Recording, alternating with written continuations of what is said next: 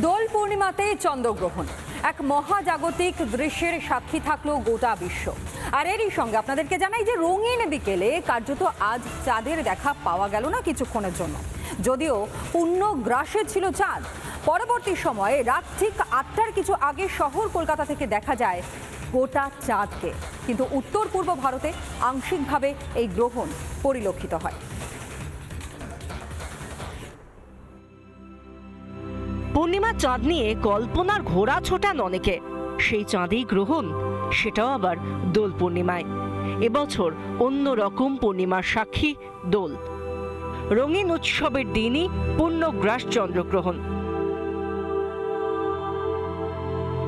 দোল পূর্ণিমায় বছরের শুরুতে বাংলার মানুষ পূর্ণগ্রাস চন্দ্রগ্রহণ দেখল।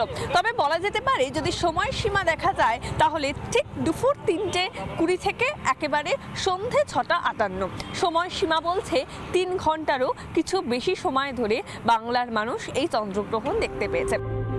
মঙ্গলবার বিকেলে গ্রহণ শুরু হয়, চলে সন্ধে পর্যন্ত। রাতের দিকে কলকাতার আকাশে পূর্ণিমার চাঁদ দেখা যায়, তবে পশ্চিমবঙ্গ থেকে গ্রহণ দেখা যায়নি। পূর্ণগ্রাস স্পষ্ট হয়েছে উত্তর পূর্ব ভারতে।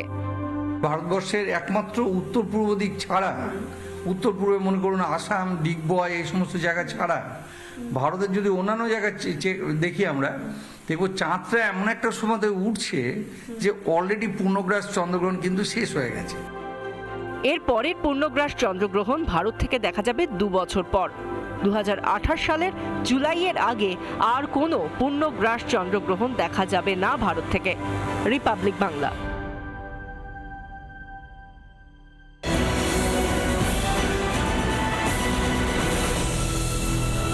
নানা ধরনের কন্টেন্ট দেখার জন্য লাইক করুন, শেয়ার করুন আমাদের ফেসবুক পেজ, সাবস্ক্রাইব করুন আমাদের ইউটিউব চ্যানেল। পাশাপাশি অন্যান্য ব্রেকিং নিউজের জন্য অবশ্যই চোখ রাখুন রিপাবলিক বাংলায়।